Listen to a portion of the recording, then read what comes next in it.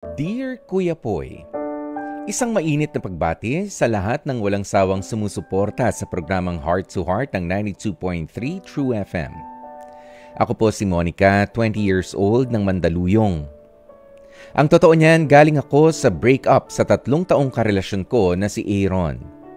Yan ay matapos siyang magdesisyon na iwan ako nang dahil sa bumibigat kong timbang. Aminado naman akong nadagdagan ang timbang ko, Kuya Poy, at dahil na rin sa matinding stress na nararanasan ko. Bukod sa pagbigat ay nadagdagan din ang tumutubong mga pimples sa aking mukha. Iyan ay bunsod naman ang pagkahilig ko sa mga matatamis na pagkain. Kailangan ko ng suporta mula kay Aaron, Kuya Poy. Pero imbes na makatanggap nga ako ng suporta at assurance sa kanya, ay nagresulta pa ito sa aking pagkalugmok matapos niya akong hiwalayan.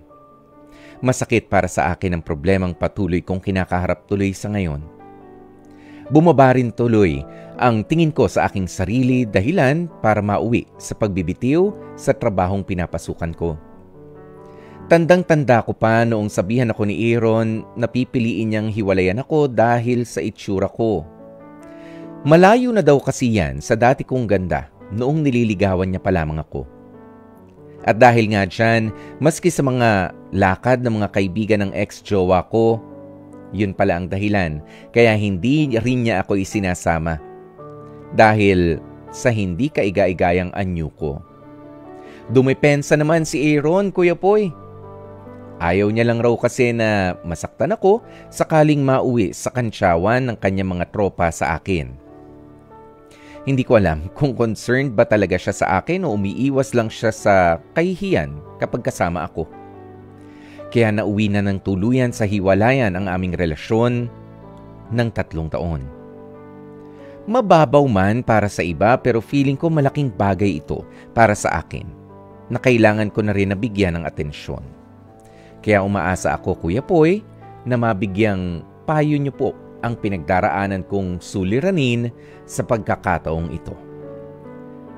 Lubos na gumagalang, Monica. Especially for you. Ayan mga kapatid, napakinggan nga natin ang kwentong ibinahagi sa atin ni Monica. Kumbaga parang mayroong halos nagkaparehas pa nung kanina sa nakausap natin na si Lana naman nang dahil dumagdag daw ang timbang niya. Pero itong si Monica, hindi lamang po yung timbang ang dumagdag sa kanya, pati na rin ang mga naninirahan sa kanyang mukha. Nagkaroon pa ng mga pimples nang dahil na rin sa stress, sa trabaho. Yan po ang sinabi niya sa atin dito. At ang pinakamahirap, doon sila nagkaiba. Oo, basta na lamang siya iniwan dahil daw pumangit na siya, sabi ng kanyang boyfriend na for 3 years na.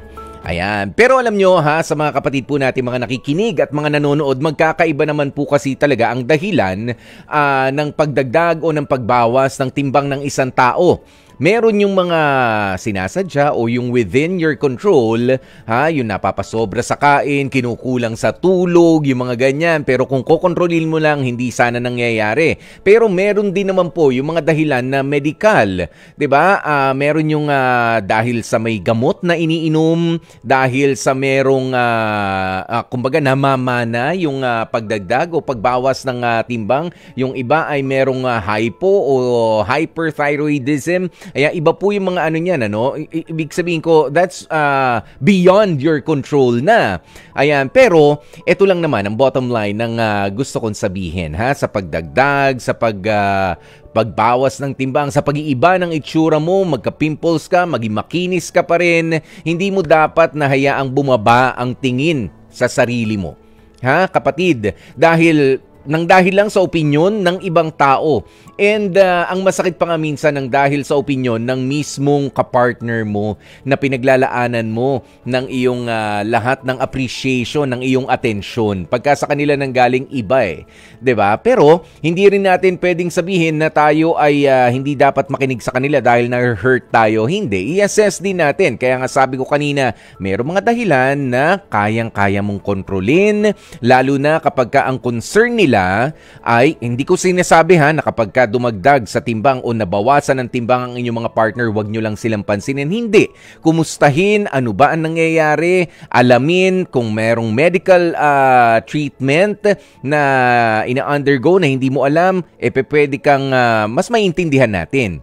Oo, pero kapag ka naman, sabi ko nga makukontrol, tulungan natin yung ating mga partner. Hindi ko sa sinasabi na, kung ang concern nila ay para sa sa kalusugan mo, para mas matagal pa ang maging pagsasama ninyo, tanggapin din natin yan galing sa ating mga partner. Pero kapag ka sinasabi lang nila na gusto ko magdagdag ka o kaya naman magbawas ka ng timbang mo para gumanda ka katulad nung dati, nang ganun lang, nang hindi man lang kino-consider na meron nga akong ganito meron akong hormonal imbalance meron akong iniinom na gamot, hindi, basta gawin mo ang lahat, kung hindi, hiwalayan kita. Yun ang mga walang kwentang mga partner, yan ang dapat na mga iniiwanan na lang.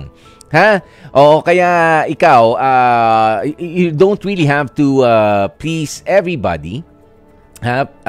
Dapat yung sarili mo. Ano ba yung tama para sa health mo, para sa kalusugan mo? Ano ba yung tama para sa paningin mo?